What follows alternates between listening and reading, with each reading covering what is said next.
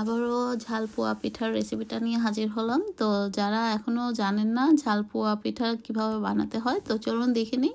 এখানে আমি 2 রকমের পোয়া পিঠা বানিয়েছি, তবে আজকে আমি ঝাল রেসিপিটাই শেয়ার করছি। এখানে আমি একটা বাটির মধ্যে নিয়ে নিলাম বেশ কিছু ধনেপাতা, রসুন কোয়া, কাঁচামরিচ, চিনি সামান্য পরিমাণে এবং লবণ, সামান্য পানি দিয়ে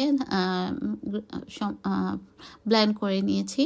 তারপর ব্লেন্ড করার পর এখন দিয়ে দিলাম সামান্য পরিমাণে চালের গুঁড়ো, দিয়ে দিলাম সামান্য ময়দা, অথবা আপনারা চাইলে আটাটাও অ্যাড করতে পারেন, এবং সামান্য সুজি। তো এবং এর মধ্যে আমি আরেকটা ইনগ্রিডিয়েন্টস অ্যাড করেছি, সেটা হলো নারকেল কোড়া। আপনারা চাইলে নারকেলটা স্কিপ করতে পারেন। তো যাই হোক, নারকেল কোড়াটা বলতে আমাদের এখানে ড্রাই কোকোনাট পাওয়া যায় পাউডারের আকারে, তো মানে খুব বেশি যে পাউডার তা না। তো যাই হোক, সেটা দিয়ে খুব ভালো মতো আমি মিক্সড করে নিয়েছি।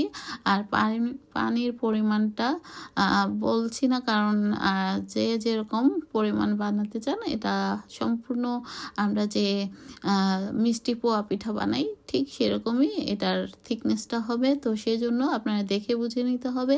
আর তেলটা গরম করে তারপর আস্তে আস্তে এটাকে নেড়ে চেড়ে বারবারই যখনই ভাজবেন তখনই নেড়ে খুব ভালো মতো তারপর এটাকে দেওয়ার চেষ্টা করবেন। আর এভাবে চারপাশ থেকে তেলটাকে এভাবে পিঠার গায়ে ছেড়ে ছেড়ে দিতে হবে, তাহলে দেখবেন পিঠাটা খুব সুন্দরভাবে ফুলে উঠবে। আর এই তো তৈরি হয়ে গেল সুস্বাদু মজাদার ঝাল পোয়া পিঠা।